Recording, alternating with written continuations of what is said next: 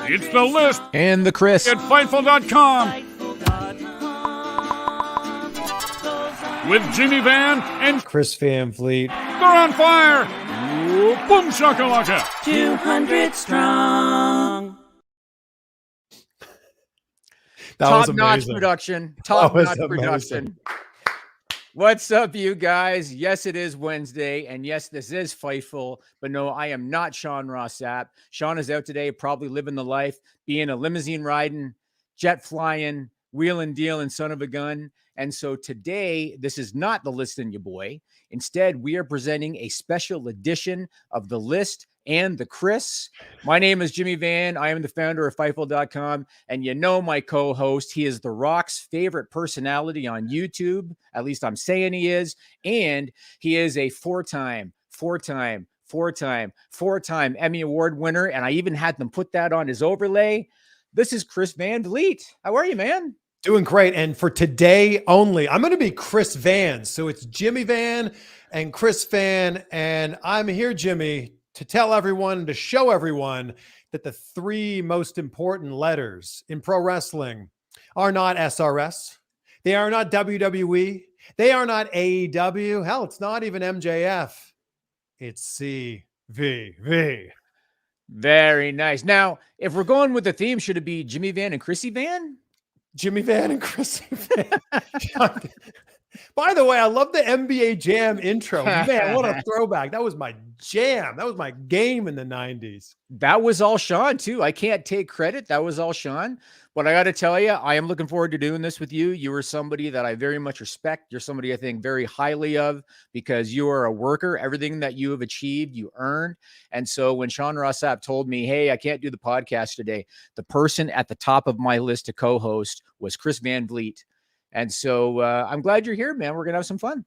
Oh, wow. That's very kind. So thank you so much, Jimmy. I have a tremendous amount of respect for you and everything you've built with Fightful and everything else that maybe, people don't really know what you do behind the scenes, but it's amazing. Actually, before we dive into this, I've always been so curious because I'm a big fan of like branding and stuff. How did you come up with Fightful? I wanted a name that was short. So I'm a big believer in making sure that the domain of any company that you create is available. Yes. Because everything is digital. So I wanted a name that was short. I wanted a name that was easy to spell, easy to say. I wanted a name that I thought you could have some fun with. Fightful to me had a good ring to it. It was a domain that was available. And it's funny enough. So Alex Pulaski, who does Sour Graps with us, he uses the term Fightful Faithful to refer to our viewers. That was actually a term that I came up with when I thought of the name Fightful. Wow. But I never told Alex that. He came up with Wow. Faithful by himself. But that's where it came from. I wanted something that just had a good sound, short, easy to spell, easy to say, because in the digital world, that's what you want for your business. It's so good. And I will admit that I spend far too much time on GoDaddy, like looking up domains and looking up different brand names, and everything's taken. Everything's taken. Everything. Yep. So the fact that you could get Fightful.com is amazing. So my hat's off to you. I'm not wearing a hat, but you get the hat. And you know what I love about it the most? Vince Russo hates it. Really? Why? He's told me, and he said on his podcast, Fightful's such a stupid name. It's such a stupid name. And that for me makes me love it even more. Wow. You know what I mean? So something else I want to tell you. Did you know that you and I, Chris Van Vliet and Jimmy Van, have a lot in common? Did you know this? And I'm not just talking about the aesthetic similarities. No. Pretty much like twins here. Almost like looking in a mirror. Yeah, looking in a mirror. No. So we're both from small town Canada. I believe you told me you're from Pickering. Yep, Pickering. I'm from Brockville, Ontario, Canada. We both are longtime pro wrestling fans from childhood whose families didn't like wrestling. You've told me about this. My family didn't like wrestling either. We both have ties to the independent wrestling scene in Ontario, Canada. We know a lot of the same people. We've talked about that. We do stuff on YouTube, obviously. But did you know, Chris, that you and I both had our first child the same year that we turned 40? Wow. Yes. Both of us. Man. Yes. And that was good timing on your part. I don't know if it was intentional or not. But it was good timing because you want to wait till you're established. You want to make sure that you get the fun. You know, a lot of people, when they have kids really young, they don't get to experience as much fun as maybe they would have otherwise. So I'm a believer in waiting. And so, yeah, we both did that too. Wow. Well, look, my daughter is now 9 days old as I sit here right now. And right now she's sleeping in the other room, and we're very grateful for that. But you say that, you're a little more established when you have a kid at 40. I barely know what I'm doing right now. We're barely getting by here. I can't imagine doing this at any other point in my life and trying to figure it out. Will Washington had children young. He's talked about it. I can't imagine. Like when I was 25 years old, there's no way. Oh my gosh, no. I always talk about all the time, like, especially in the dating world, like before I met my wife, I was like, I was so fortunate also to meet her, when I was in my late 30s, and I was like, okay, I've got life a little bit more figured out. At least I know what I want to do in life. I wouldn't have wanted to date the 22-year-old version of me. Right. I can't imagine why anyone else would want to date the 22-year-old version of me. Yeah, I mean, Chris is going to school, and Cody Diener's ignoring him, and yes, oh my gosh, that is exactly what happened. I so badly wanted to be a pro wrestler when I was in college, and we'll tell the story here real quick. But I went to a dorm party. I went to Wilfrid Laurier University in Waterloo, Ontario. Just down the street was another college, was Waterloo University. Cody Diener happened to go to that school. I didn't know him. I didn't know anything about him, but he lived on the same floor as one of my best friends. And we met at a party, like a dorm party. And he's like, oh yeah, I'm going to some wrestling show tomorrow. I'm like, well, do you have any room in the car? Like, could I tag along? And then we basically just stopped talking at that point. He was like, yeah, there's no room in the car. Can't make that happen. Awesome. Well, Cody is a good dude. I know you've talked to him since. And Love Cody. I've talked to him too. Good Ontario kid. Okay, so we're going to talk wrestling, but before we do, we got to get a little business done first. So first, guys, get in your super chats if you want us to read your question or comment live on the air, or you can go to humperchat.com to do the same thing, and Chris or myself will answer your question live right here on the list. And the Chris. I was going to say and there Chris, it is. and the Chris. Also, subscribe to our YouTube channel, which is youtube.com/Fightful, and hit that like button on this podcast. It helps us out a lot. We are on the road to 100,000 subscribers on YouTube. Woo!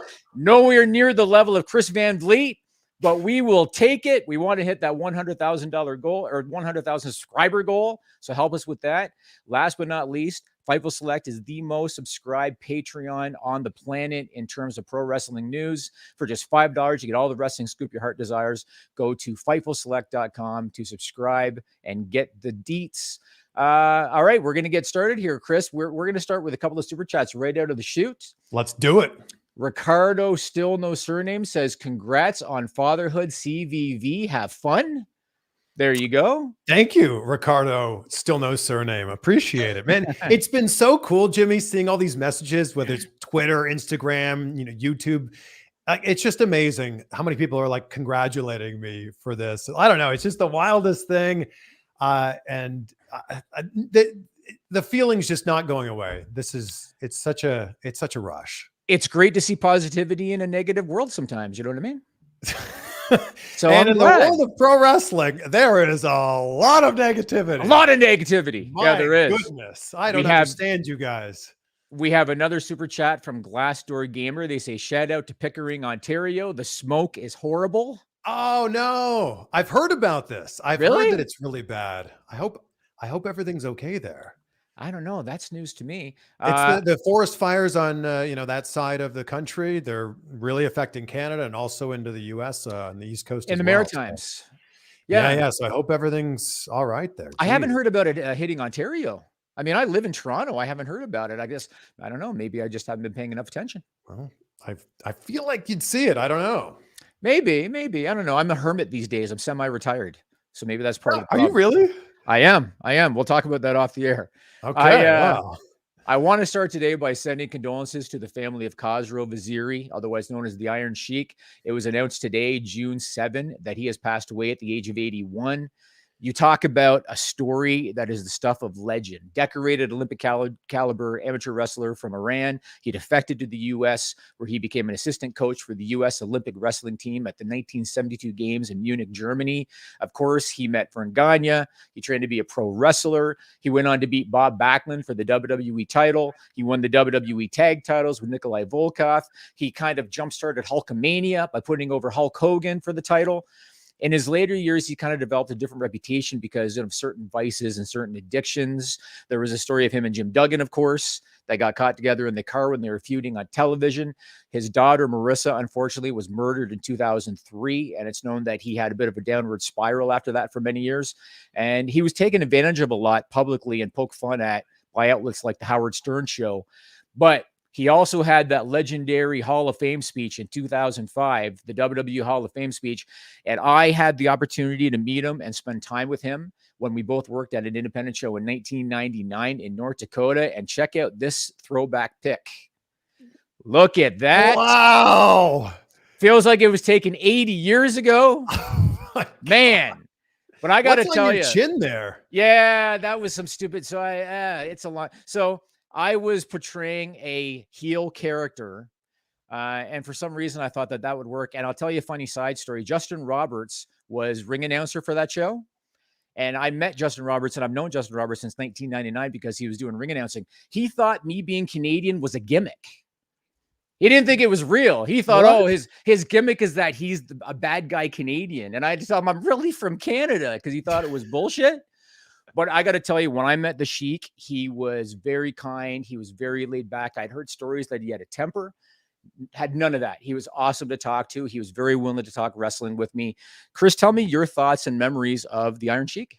Well, look, I love that the Iron Sheik's one of those characters that whether you're a diehard pro wrestling fan or you know nothing about pro wrestling at all, you know who the Iron Sheik is. And I think that that's such a testament to who he was both in the ring and outside of the ring. And you're right. He kind of jump-started Hulkamania. If it wasn't for him putting over Hulk Hogan, Hulkamania probably still would have happened at some point, but it would have looked very different. So my personal interactions with him were always so good.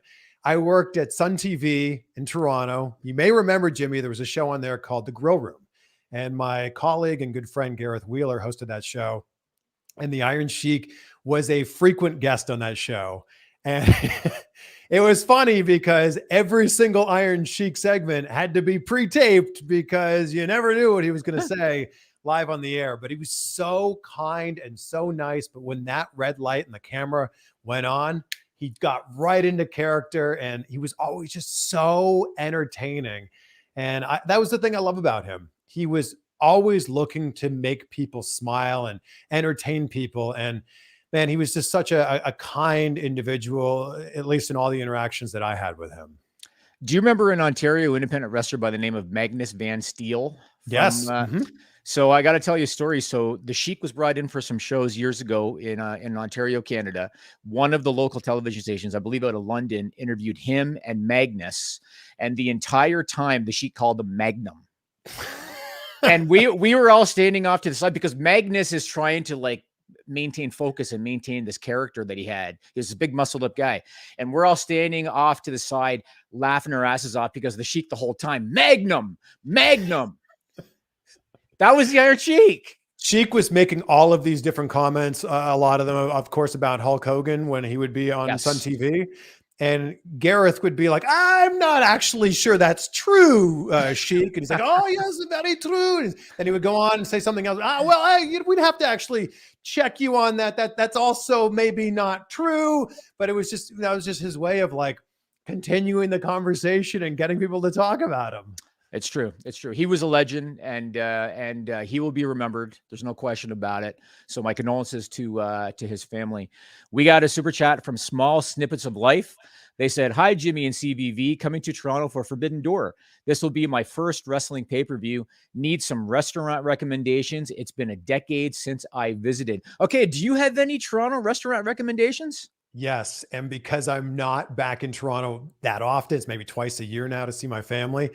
Every time I get off the plane, I make my parents take me to Swiss Chalet immediately. Are you kidding? I love Swiss Chalet. It's a rotisserie chicken restaurant for people who aren't familiar with this. And the sauce they have there, chalet sauce, is so good you could like drink it out of the little bowl that they give it to you in. Okay. So for anybody not Canadian, Swiss Chalet is a chain franchise. And that sauce, you can get powdered forms of that. Did you know that? Yeah, of course you can, but it's different. It's not the same. It's not the same. same. I've had that. My parents have sent it to me since I've been living in the US. It's not the same. So Swiss Chalet, that's a huge recommendation from me. Jack Astor's is such a great spot. I love Jack Astor's. Always go back to that. And also Smokes Poutineery. If you happen to be downtown, you can go to Smokes. It's a poutine restaurant, but it's like all these different kinds of like gourmet poutine. Like, and you can have poutine when you come to the US, but it's not the same. That's not the Right. same at all. Right. If you want gourmet versions of fries, cheese, and gravy, Smokes is where you want to go. Cheese curds, Jimmy. Cheese curds. Curds. You're right. You're right. Cheese curds. Cheese curds. So I'm going to give you a couple of other names for restaurants aside from the popular franchise places that Chris is telling you. So Scaramouche is a great place, Midtown Toronto. I love that place. Michael's on Simcoe is the best steakhouse in Toronto, one of the best in the world. So I would go to Michael's on Simcoe. And you remember Casa Loma? Of course. Right, Chris? Yeah. Casa Loma is a castle in Midtown, an actual castle in Midtown Toronto. They have a restaurant in there now called Blue Blood, which is a steakhouse. So I would go there, and I'll give you a tip. If you go there with your significant other, tell them that it is your anniversary, even if it isn't, because they might give you a tour of the place for free if you tell them that. Wow. This is what so I'm told, Chris. I like that. That's a gimmick right there. I'll give you one more. The Old Spaghetti Factory is a very special place when you're in Toronto. It's been around for a while. Yep, it's been around for a while. Someone is busting my chops about the smoke. They said, Glassdoor Gamer said, Jimmy, go outside. It smells like bonfire. Okay, I live in Uptown Toronto. I'm outside every day. I have not smelled smoke. I haven't. I'm sorry. Where exactly? I mean, Uptown could be really anywhere. Where do you consider? I am in the Lawrence Avenue area of Toronto. Okay. Yeah. So it's kind of by like Yorkville. No, Yorkville is quite a bit south of us. Oh, I don't know what I'm talking about. I'm closer. I'm going to say you're still a Canadian boy, Chris. Come on. Yes. Now this is funny. There's a little aside here. There's a little tangent here. So when I first moved to Toronto from Pickering, I was living like downtown. I was living on Blue Jay Way in front, basically. So like right next to Rogers Center, it used to be called the Sky Dome. I would have friends that would be like, oh, I just moved downtown too. I'm at Yonge and Bloor. And I'm like, right. I said downtown and you're living at Yonge and Bloor. Or they'd be like, oh, I live at Yonge and Eglinton right downtown. And I'm like, that's a 20-minute subway ride away. It's not really downtown. No, that's like clients that I've had that they said, oh, you're from Canada. I have a friend in Vancouver. Do you know them? Oh, gotta love that. Gotta love that. All right. We have another super chat from Deo. They said, who else saw Anne Hathaway giving CVV eyes? Man, it's so funny. That interview happened 12 years ago and it gets reposted at least once a month. Every month I get tagged in it quite a bit. I don't see what everyone sees there, but it's really interesting, Jimmy, because two types of people will repost this video. On one hand, you'll get people that are like, look how flirtatious and fun this was. Like what happened after the cameras went off? I don't know. And then on the other side, you get people that are like, how dare this forward young man ask a question about an actor's weight gain or loss? I'm so happy she handled it in the way that she did.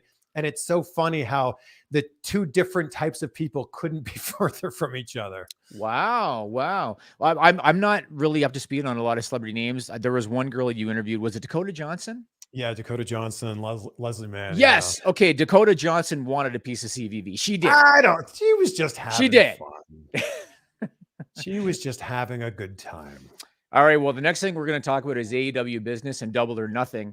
And speaking of Double or Nothing, if you want to keep your identity and data safe and get access to IPs around the world to help you get better pay-per-view pricing, NordVPN has you covered. Take it away, Joel. NordVPN.com/Fightful. What more can I say that I haven't already said? Well, I'm going to have to say a few things because this is an ad read for NordVPN.com/Fightful. The way that I get UFC pay-per-views for 1/6 the price, the way that I'm able to unlock lots of content, the way that I'm able to keep myself browsing safely and securely when I'm on the road or when I'm at home on all my devices. This bad boy right here, this bad boy right here, all these bad boys around here that you can't even see are all protected with NordVPN.com/Fightful, a 30-day money-back guarantee. You already get a great deal on it. The amount in savings that I had the first month beat the price that I paid for the subscription itself. And again, works on all your devices with one subscription. NordVPN.com/Fightful. Check out their many great tiers and tons of other great features. NordVPN.com/Fightful. Very nice. Good job, Sean Ross Sapp. All right, let's talk some AEW business. I'm very curious to get your thoughts on some of this stuff. So I'm sure you are familiar with tribalism and pro wrestling, right? What? No, that doesn't exist. What are you talking about, Jimmy? I just pulled it out of my ass, I guess. I don't know. But there are people that they love everything AEW does. They defend all of it. They love everything WWE does. They defend all of it. But then there are those that hate one company and shit on everything they do, even when it's good. AEW has always been kind of polarizing, but right now it feels like maybe more so than ever. Because on the one hand, they've seen some good success with certain shows. So Forbidden Door is sold out in Toronto on June 25th. They got about 13,000 tickets sold for that show. All in London on August 27th, they have about 65,000 tickets sold. Massive success. But then on the other hand, Double or Nothing is estimated to have done about 130,000 buys, according to Dave Meltzer. It's a 15% drop year over year. AEW Collision tickets are not moving yet, even though they announced CM Punk is going to be part of it. According to WrestleTix, the Collision taping in Hamilton, Ontario on June 29 has less than 800 tickets sold so far. And the Collision show on June 24 in Toronto has less than 1,900 tickets sold so far. And that's at Scotiabank Arena, which is a pretty big venue. This has led to speculation or suggestion that maybe CM Punk isn't the draw that he used to be. What are your thoughts on that, Chris? Well, I think that CM Punk is still a draw, but everything that happened with All Out or Brawl Out and all the things that happen behind the scenes that we don't really know, and I'm sure one day a documentary will come out 10, 15, 20 years from now that will reveal all of that. I feel like that took the wind out of the sails of AEW. And I feel like that made a lot of fans, whether you were an AEW and WWE fan or you were just a diehard AEW fan, I feel like what happened there and the fallout from that press conference really shifted the momentum there. And I can't quite put my finger on it, but it just feels like something's different there. And speaking directly to Double or Nothing, I just feel like AEW had this great idea of like, let's run it in Vegas every year. It's a special thing. It's like our biggest show. It's kind of like our WrestleMania. I really think that Double or Nothing needs to move to a different place every year to kind of freshen things up. And I will not be surprised when next year Double or Nothing is in a completely different location, because I just feel like Vegas every single year, I just think that there was only so much of an audience there. And for whatever reason, Vegas just doesn't draw huge wrestling crowds. Like Impact runs there frequently. And even the people in Impact will tell you just Vegas is not a great wrestling crowd. Do you think, because this is kind of my opinion when it comes to Collision, the Collision sales numbers, do you think when it comes to Vegas that they are burning out the town? Because not only did they do Double or Nothing at T-Mobile this year, but they did Dynamite at the MGM Grand the Wednesday before Double or Nothing. And so they're running the same town, 2 times in the span of a week. And those shows, like the MGM Grand, they did under 5,000 tickets sold for that show. And then in Double or Nothing, they did about 10,500 according to WrestleTix. So do you think part of the problem is that they're just running the same towns too often? Well, look, I think that they're doing the same thing that WWE does around their big shows. They go, all right, you're going to be in town already. Well, do you also want to come see SmackDown, NXT, Hall of Fame, which when that was a separate show, and the big show, and also Raw? And like WWE doesn't seem to have a problem when they're running that many shows in a weekend. I just think that Vegas itself isn't an amazing place to have a wrestling show. Like it's one of those cities where there's something going on every single night of the week, every single week of the year. And I feel like when wrestling's going on there, all you're getting are the hardcore fans that are flying in and making this like a weekend, or making this like a big destination adventure for them. You're right. I mean, people in Vegas right now, they're busy watching the Golden Knights manipulate the cap to win a Stanley Cup. That's another topic. That's another topic for another day. I want to say this in terms of the Collision numbers. So, Ontario, I think that a big problem they're having is that they have too many shows within a small geographical region over too short a period of time. So for those that aren't from this area, Hamilton, Ontario is about an hour drive from Toronto. And so when you look at what's upcoming, they've got Dynamite in Hamilton on June 28th, the day before the Collision taping. They're running Forbidden Door on June 25 in Toronto. The day after that, they're doing a Collision taping. So they got 4 shows in the greater Toronto area over a span of about a week. And I think that that is a major reason. Now, I agree with you. I do think that CM Punk's name value is not what it was before Brawl Out. And I do think that his name has been tarnished somewhat. But I think running 4 shows over a span of about a week within an hour distance is a major issue. And I've talked to people I know that live in the general area who have not bought tickets for Collision. And they told me that the prices were too expensive. They said, why would I go to Hamilton? Because, Hamilton's not a big town. And it's an industrial town. So they're saying, why would I go to Hamilton and pay $100 plus for a ticket to Collision? It doesn't make sense, especially if I'm already going to Dynamite. So I think it's kind of unfair because some news outlets have really kind of pointed the finger at Punk and said that they're not drawing because of Punk. I don't think that's necessarily fair when you consider so many shows over a short period of time. I also think that it's interesting how AEW is branding Dynamite, Rampage, and Collision as they're kind of basically saying like, these are 3 shows that we have on network television and they're all kind of equal. Whereas like when you've got Raw and SmackDown and then NXT definitely feels like it's one tier down. So when NXT gets 2,000 people at a show, nobody really bats an eye. They just go, oh, yeah, that's cool. On to the next one. So I just think that it's going to be really difficult for AEW to continue to go, our Wednesday show is really important, but also our Friday show is really important. And then our Saturday show is also really important. And I feel like when you do that, how could you possibly have equal amount of ticket sales across the board? It just doesn't seem to, how's that going to shake out? Right. We got some super chats. Glassdoor Gamer says, why didn't they go to Vancouver or Montreal? Saskatchewan only gets WWE house shows for a reason. Yeah, I mean, I don't know. I mean, obviously, I think, like you said, they picked Toronto for Forbidden Door. They wanted to do Dynamite within the same general area. I don't know why they picked Hamilton. I'm sure it was cheap, but and maybe they're keeping production in town for the whole week, so it's easier that way too. Could also be availability. Like there's so many things that happen behind the scenes that we have no idea that are actually going on. Like it could be maybe other venues weren't available.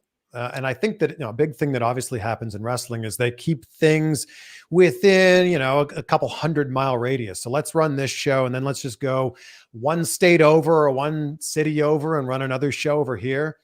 A lot of this, though, has to do with schedules of all the different sports that run in those venues, all the different concerts that run in those venues, and trying to slide themselves into that schedule can't be easy. It's possible. It's possible. I think if they were to do it again, I would do what WWE does. If you're going to run Toronto, I would run Ottawa or Montreal. Yeah. That's what WWE does. You're not going to see a television taping. You're not going to see Raw in Hamilton.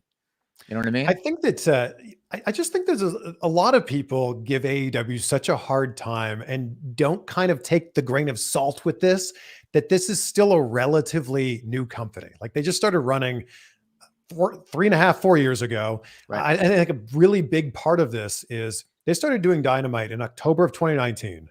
5.5 months later, the entire world came to a screeching halt, and somehow AEW kept running television programs, even though their company was less than a year old. Every other startup would have crumbled and failed during that. And the fact that AEW was able to continue to keep going and to continue to build momentum during that time is something that's really commendable and nobody talks about. I think their haters are still waiting for them to die, but it ain't happening. So if anything, look, haters are still waiting for Impact to die, and they're like, going 20 plus years now. Exactly. Yeah. So worst comes to worst, Tony Khan will buy a television network because that's what Anthem Sports did. Yeah. So you never know. We got a super chat from Ricardo, still no surname. He says Punk lost his luster after All Out. I think a lot of people think that. Did you notice when Tony Khan officially announced on Dynamite that Punk was going to be at Collision, that it was a mixed reaction? Did you notice that? Yeah, and I just think that I don't know if lost its luster. I don't know if that's the correct term here, but it was so special when he came back. It was so special because Punk had really been arm's length from pro wrestling for so long. And he was basically the guy that people went, I don't think he'll ever come back. There's no way he'll come back. And then it was kind of this not so secret surprise when he came back, and the timing of it was so perfect. The world was just starting to open up again. They were able to have full arena shows again. And you've got the biggest return, at least in modern wrestling history, happening. And it was like, it was just this culmination of everything together. And it was just so perfect. And it can't be perfect forever.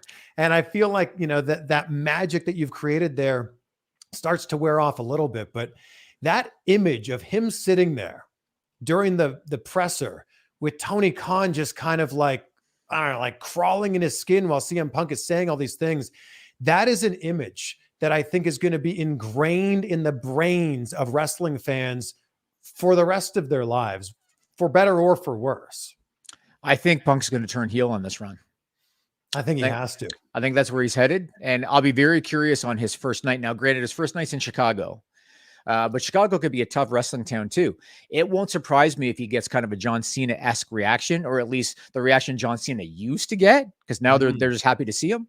But it wouldn't surprise me if he gets that kind of reaction and they go in a heel direction. There's a lot of rumor about him and Samoa Joe in a program. I think the fans are going to go with Joe in that program. I think that if you look at the entire course of CM Punk's career, we're talking Ring of Honor and WWE, his stuff in AEW, he doesn't miss very often.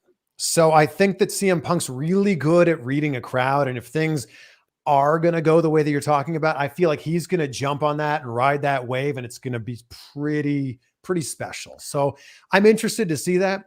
I personally think that to make this CM Punk run, the second run of his, really means something, he can't be wrestling every single week. And I know that's difficult because Warner Brothers Discovery is kind of saying like, hey, if we want Collision to work, you've got to have this CM Punk guy wrestling all the time. And I just feel like it would be so much more meaningful if CM Punk were to be kind of like Brock Lesnar, like someone who's around and you know he's there, but when he has a match, it means something.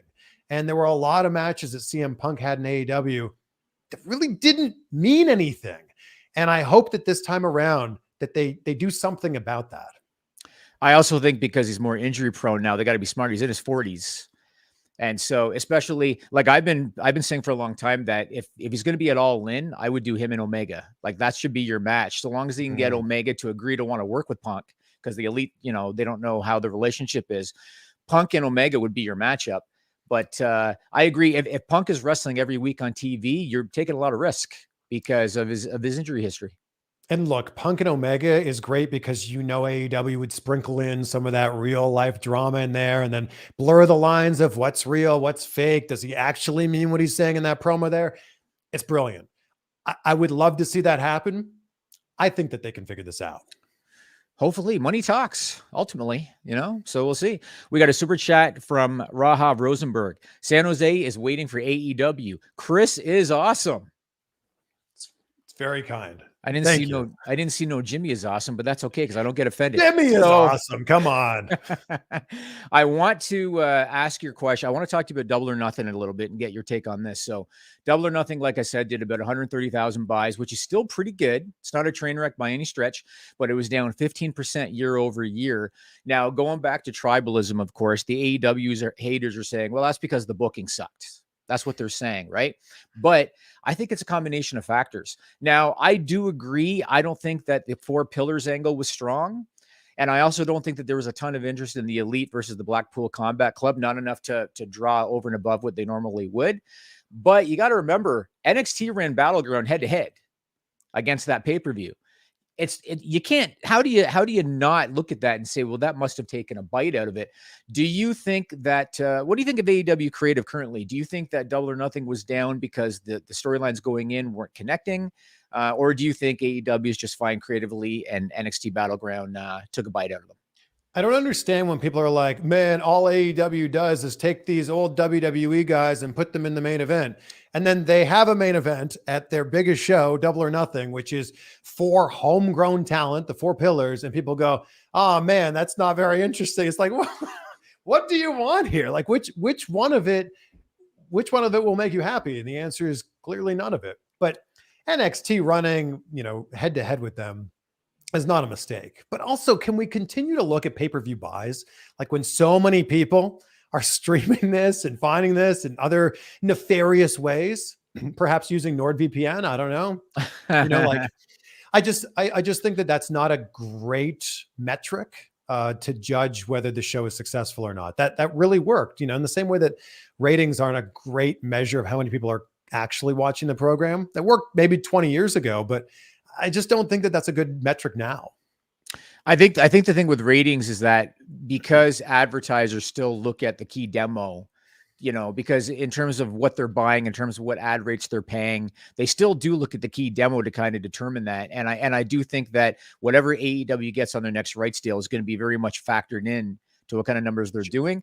But I also think, like I've talked about this with Sean before, AEW is making money. You know what I mean? Like 130,000 buys is still good. They sold out Forbidden Door. They're getting 65,000 plus it all in. We don't know how much cash they're getting for Collision yet because they haven't announced it. But I bet you on their next rights deal, they're going to get 3 or 4 times what they have on their current deal. Look, they're making money, but people are just looking for ways to say, oh, they're dying. It's just not the case. Look, the one thing I will say about ratings is ratings do matter if you're a television executive. And that's period, end of the statement. That's it. Ratings do not matter when you're judging how many people are actually consuming a wrestling television program or any program in general. Like when you look at ratings from 20 years ago for everything, like Seinfeld and Friends were getting 20, 25 million viewers at that time. No show on network television is doing that anymore. No. And people are trying to compare this like they're apples and oranges. I mean, sorry, like the apples to apples. It's like apples to zebras. Like the ratings are so completely different because there's so many different ways that you can consume television now. But I will say, you're right. The ad buys matter. Ratings matter for the ad buys. So yeah, the deal that AEW got with Warner Brothers Discovery, sure, that matters based on how many eyeballs they can bring to the program. And what's really interesting with television in 2023 is the only things you really need to watch as they're happening on TV are things that are happening live. And that's really, for the most part, sports and wrestling. So I think that Warner Bros. Discovery is going, you've got some sort of way to bring people to our network as it's happening. Have at it. See how many people you can bring in here, because everybody else could watch it on Netflix, Hulu, Max, whatever you can watch it on DVR. It's very, very rare that you're actually turning on the TV like for cable or streaming and actually flicking to the channel to watch something now. Is apples to zebras an industry term? Or I just made that up. Pretty good, right? We got a super chat from Anthony Martin. He says it's a holiday weekend. People are busy. I mean, AEW has done other shows over holiday weekends intentionally, and they've done well. So I don't think that's a detriment. All Out, I mean, Labor Day weekend is how they started with that show. Yeah, and they always run Double or Nothing on Memorial Day weekend. Look, I think that we could all come up with 100 different excuses for this or that or the next thing, but I just think that every single show, whether it's AEW or WWE, can't be a sellout. And I think that when some of them aren't, maybe that's not a problem. Maybe it's just like, let's look at this and learn from this and move on from there. So you know who didn't have excuses? That's Chris Van Vliet, because I know that you set the goal of getting into the best shape of your life by the age of 40. Now, I got a question for you based on that. How does your wife feel about the results, Chris? So my wife was also at her most pregnant point when I was in my best shape of my life. And she's like, this isn't really fair. Like I'm at my biggest with a child and you're at your leanest with, all of the work that you put in. She's like, this isn't really fair here. But man, I got to tell you, Jimmy, that was a lot of hard work and a lot of dedication. And I've been working out since I was 15. I've always enjoyed going to the gym. I've always been in pretty good shape, but I wanted to see what was possible if I really dialed in the diet, dialed in the workout. The baby was about to be here, and I wanted to redefine what it meant to have a dad bod. And I hope that through this process, other people who are maybe at the very beginning of their fitness journey might be looking at this and going, man, if Chris can do that, I can surely do this too. I could cut out pop or soda from my day, or I could eat a little bit healthier. I could move my body a little bit more. And I just hope that inspires some people. Awesome. Well, Chris redefined his body. If you want to redefine your penis, Blue Chew has you covered. Take it away, Joel. If you're watching this, you have probably considered becoming a pro wrestler at some point. Well, let me tell you, I got your gimmick and I got your gimmick. Here's your gimmick name. Rock Hard Eric Shins. and your gimmick is Blue Chew and the code FIGHTFUL. Same improved ingredients as Viagra and Cialis, but you don't want those. You don't want those. You want Blue Chew. It's chewable, gets into your system a lot faster. It's ready when you are or when you're not. Maybe you need that motivation. Maybe you need that step up in performance, or maybe you just want a little bit of additional confidence. Take an online questionnaire with a physician, and when approved, it arrives straight to your door. All you got to do is pay $5 shipping, because that first shipment is free when you use the code FIGHTFUL. Mailman's not going to know what's up. The nosy Nellies around your neighborhood aren't going to know what's up. But let me tell you, that special someone's going to know what's up. BlueChew.com and the code FIGHTFUL. Took me a while to get to that segue, but I got there, Chris. Your segues are so good. And I also have to say, it's amazing that we have the same sponsors on both of our different shows.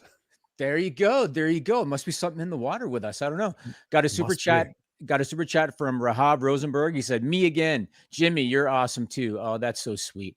And there you go. He said, "Chris, we need more live stuff from you. This is great.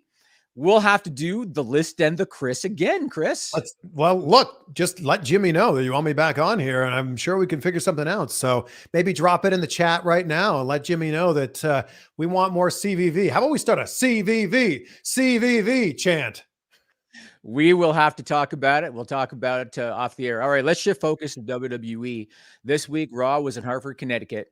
PW Insider reported that Vince McMahon was backstage, which isn't a surprise because it's close to his home base in Stamford. So that's not a big shock. And we reported on Fightful Select that Vince was in gorilla position and he changed a significant part of the show just a couple of hours before showtime. What's interesting, though, is that this particular episode of Raw was pretty well received, I thought. Gunther versus Kevin Owens was excellent. Seth Rollins versus Damian Priest was excellent.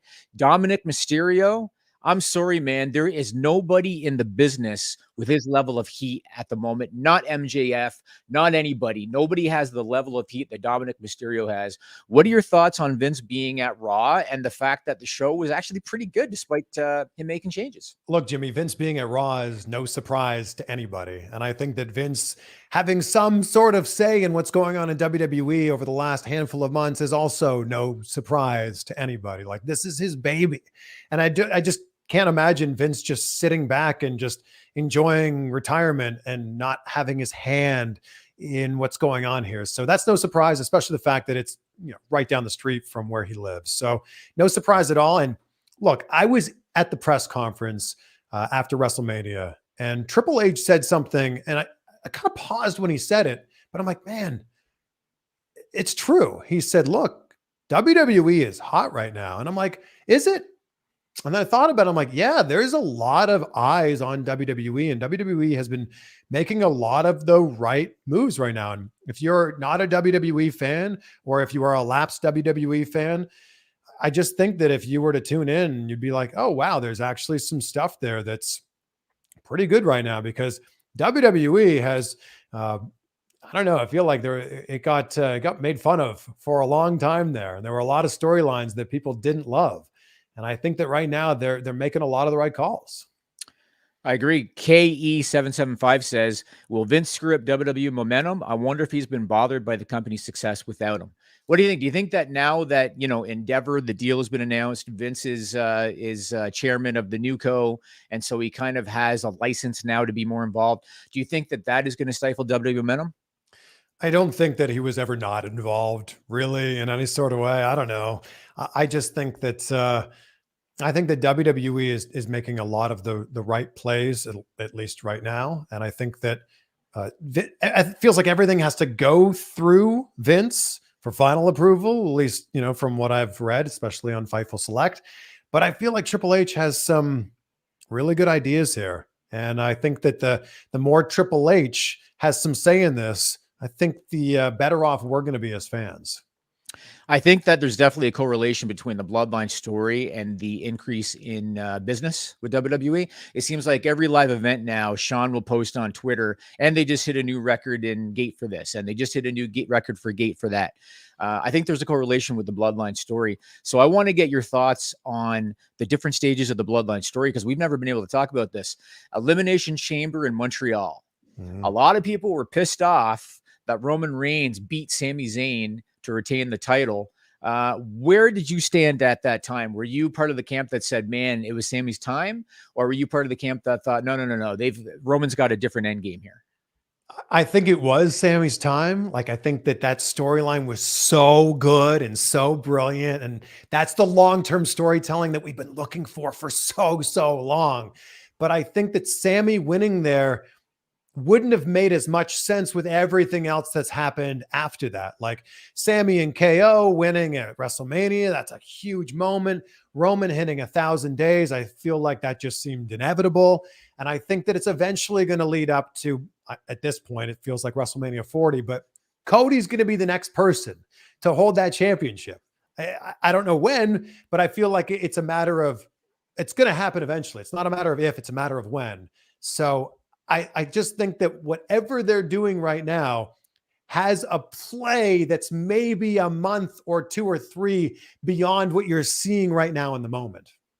So that takes me to WrestleMania, because even though some people were upset about Elimination Chamber, that felt like it went up tenfold when Roman Reigns beat Cody Rhodes at WrestleMania. And I am of the opinion, and maybe I'm in the minority, I think Cody has lost steam since WrestleMania. I don't think that he is as hot today as he was going into WrestleMania. I think the program with Brock Lesnar so far hasn't done him a lot of favors. The match that he won, he kind of won in a fluky way. Then he loses because he passes out. I think he's lost steam. Did you think Cody should have won at WrestleMania, or do you think it was the right decision? I was shocked that he didn't win at WrestleMania, but I also think that WWE does this thing a lot where they go, oh, you think this person's going to win? Well, watch this over here. And I think that was like exactly what they did there. That was like the personification of that.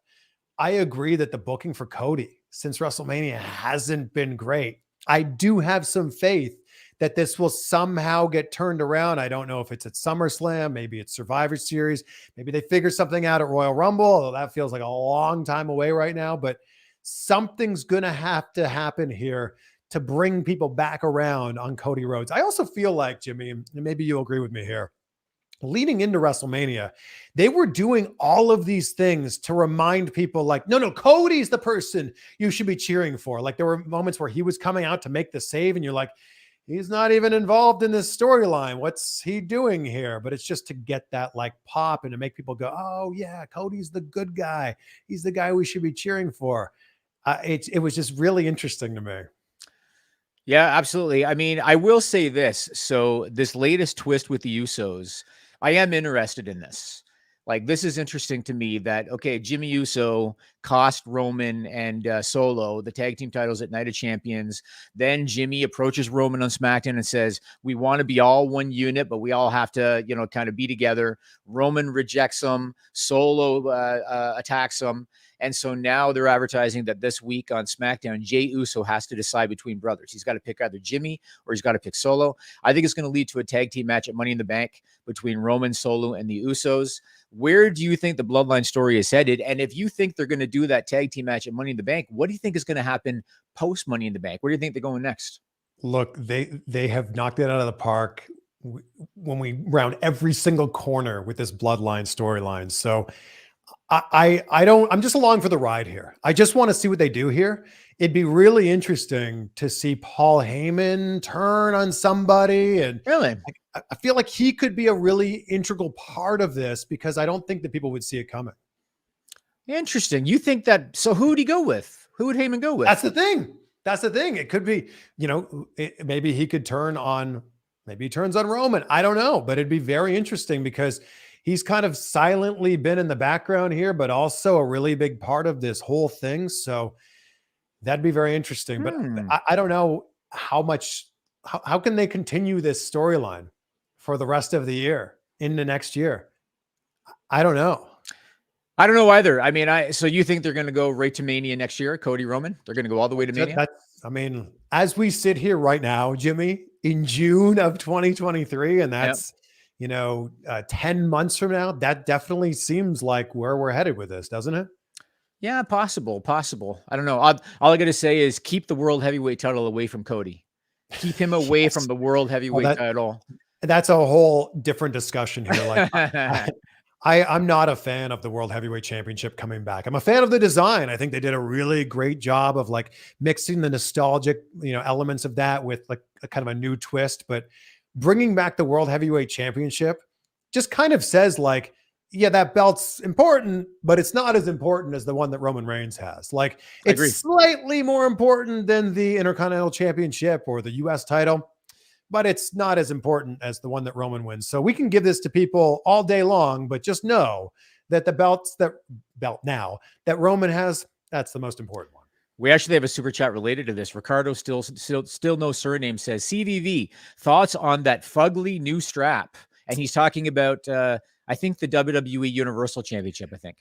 It's not even really new. Like, I saw this screenshot the other day of like, there's 8 different versions or 9 different versions of that championship.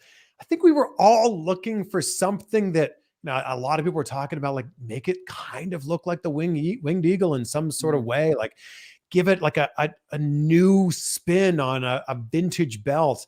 And then they just gave us the exact same design with a different color. Like, I just think that our hopes were really high on this, and we all kind of looked at it and went, oh, that's it? So I'm going to tell you a reason why I love it and a reason why I don't like it. Okay. I love it because whenever a sports team wins a championship, WWE gives them a belt. And because that logo is so huge and so prominent, when that athlete is holding it up to the camera, you can see it a mile away.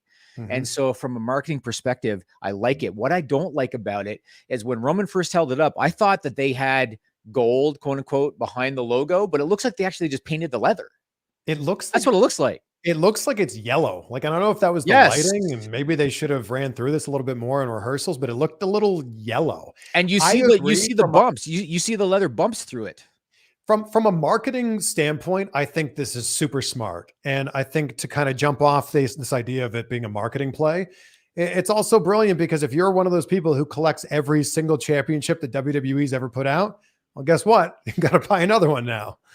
Yep. Conrad Thompson's going to have it on his shelf. Guaranteed. We got a super chat from Glassdoor Gamer. He says, based on stats, the business seems cyclical. I don't know if he's referring to WWE or AEW. I mean, historically, wrestling has been cyclical. I mean, you had the peak in the 80s, then it dropped off in the early 90s, went back up for the Attitude Era. But I also think that creative had a lot to do with it, because when you look at, so they had the Hogan run in the mid to late 80s. Then remember, Vince was doing all the gimmicks, TL Hopper and the Goon, and that was when business was at a low.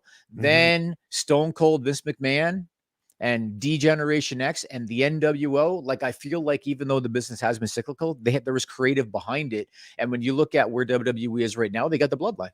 So I think there's a correlation. It's also really difficult to judge wrestling in the moment.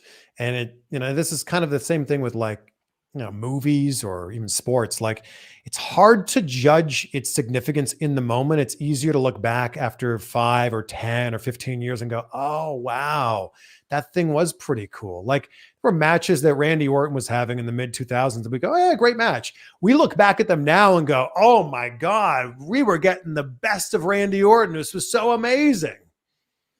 I'm going to read this super chat, even though I know that it's a joke, but I'm going to read it. It's from G Bro. Hey, CVV, are you going to SawCon? Do you know what that's about, Chris? I don't know. Okay, it's a D's nuts joke. I don't think we need to really worry about it. Let me ask you this. So NXT over the last while, we've seen them bring in people from the main roster. And I think it's a great idea to do, because you're giving the people in NXT who are inexperienced the opportunity to work with experienced people. Yeah. Most recently, Baron Corbin went down. Dana Brooke was on the show this week. Mustafa Ali's done a couple of matches.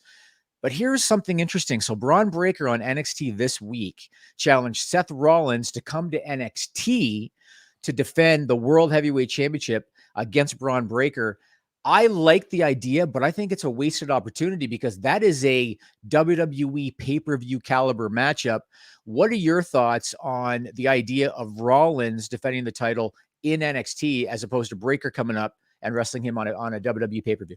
I feel like they're making the World Heavyweight Championship kind of like the new John Cena US title, like open challenge. I feel like Seth Rollins is going to be defending this title frequently, because Roman Reigns is not going to be defending his title really at all. So I feel like Seth Rollins is going to be the workhorse for this championship. And I feel like that's going to mean maybe he goes and has matches with people who you wouldn't expect him to have matches with.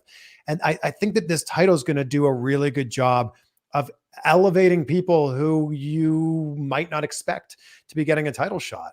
I agree that that's probably a match that could be better off in the main roster. But I think that this elevates NXT and this elevates Braun so much. And it also gets people that don't normally watch NXT to want to watch NXT. The interesting thing about WWE is if you are a die-hard WWE fan, unfortunately, sometimes you're not a wrestling fan. You're not watching everything that's going on.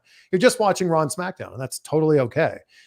But that means that some of those people aren't even watching NXT. So this might make them watch NXT and go, oh, wow, some really great stuff here. Maybe I should tune in more frequently on a Tuesday.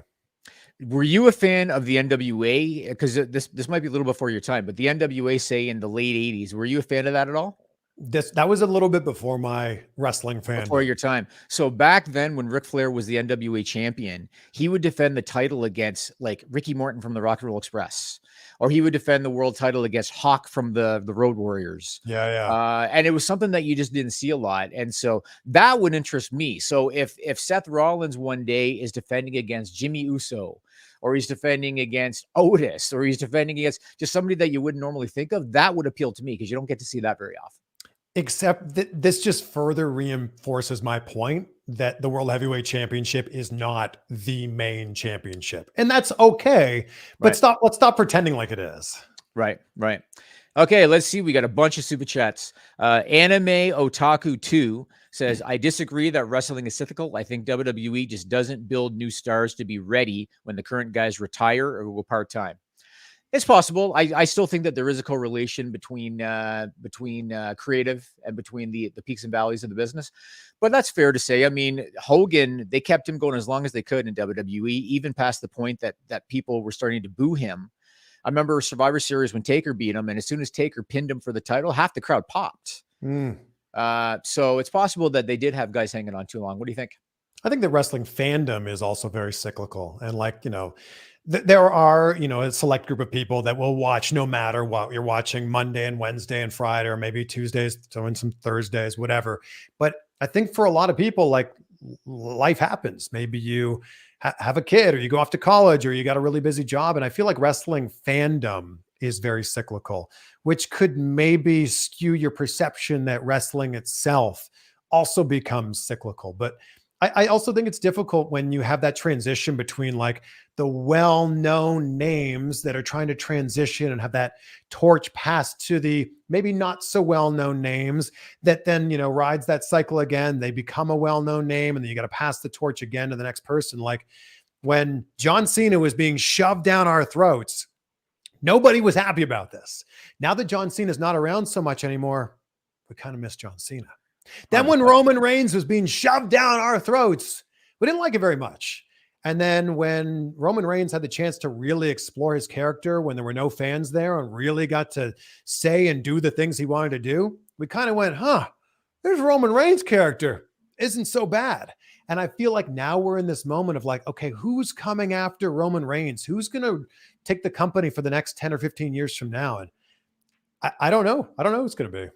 Do you think that you've just found the secret sauce to getting Austin Theory over? They just got to keep him off TV for 3 months. Maybe that's it.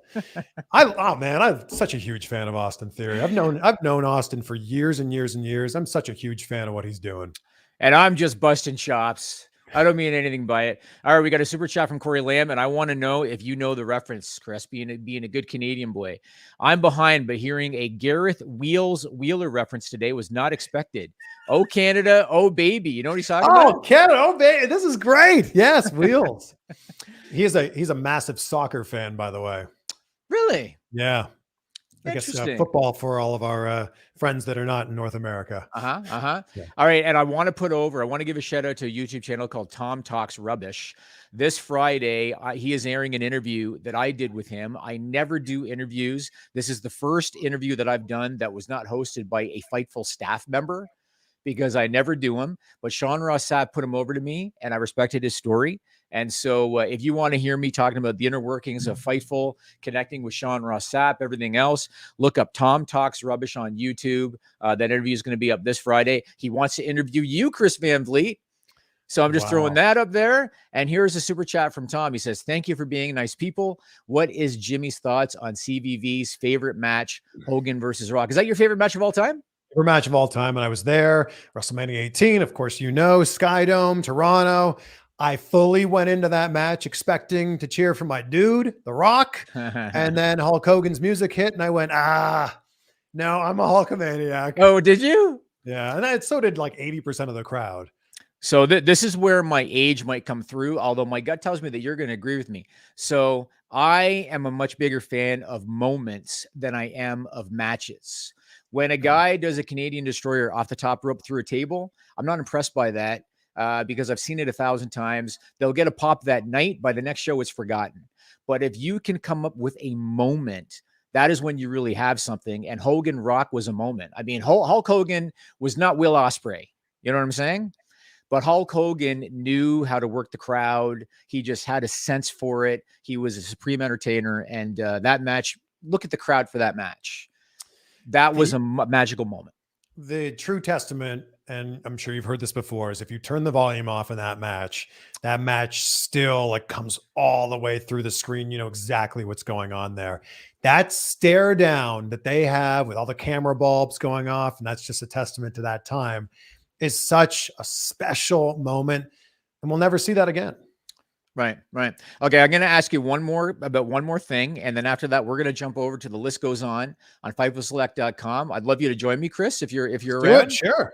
So I got one more topic I want to ask him on the live pod here. Then we're going to go over to FightfulSelect.com, and we're going to continue on with The List Goes on. I want to ask your thoughts on The Rock, and this is something I want to get your opinion on. So, because I know that you have a relationship with The Rock, somewhat, and you've interviewed him a bunch of times. Over the last maybe 6 months or so, it feels like The Rock has done a bit of a heel turn in terms of his reputation on social media. And I've read a lot of negative sentiment about him on social media, on Twitter and on Instagram. And even my wife used to worship the ground that the guy walks on. Now she ignores his social media posts. I don't know if it's because of the Black Adam fallout. I don't know if it's because that he tends to play more or less the same character in everything that he does. But there's definitely been a bit of a shift. Meanwhile, Dave Bautista has become somewhat of a massive baby face for his work in Hollywood. A lot of people are now saying he's a better actor than The Rock is. He chooses more diverse roles. Have you noticed a popularity shift with The Rock at all? Have you noticed that online sentiment has kind of changed? What are your thoughts on that? I think there were two things that happened that kind of shifted people's opinion on The Rock. One was when he endorsed Joe Biden. Really? Interesting. I thought that was a really interesting move because if he had just, when he took a side like that, he alienated like 50% of his audience because there might have been 50% that would have voted for the other guy. And I thought that was a really interesting move, but obviously something that he felt, really strongly about. And then this fallout after Black Adam has been so interesting. And I think the thing that really disturbs me the most is how many people were like excited to watch The Rock fail here. Like, oh man, The Rock was hyping up this movie for so long and it didn't make as much money as he said it was going to make. It's like, so like it still made hundreds of millions of dollars. And like, I think generally has been a success, but it was amazing seeing people just hate for the sake of hating. Like The Rock is an incredibly nice and likable person. And like, I think there's a lot of people that just want to watch someone who's super successful, like stumble a little bit. And like, I'm still a huge Rock fan. I just think that maybe there's a lot of people that were thinking, we're a little rocked out right now.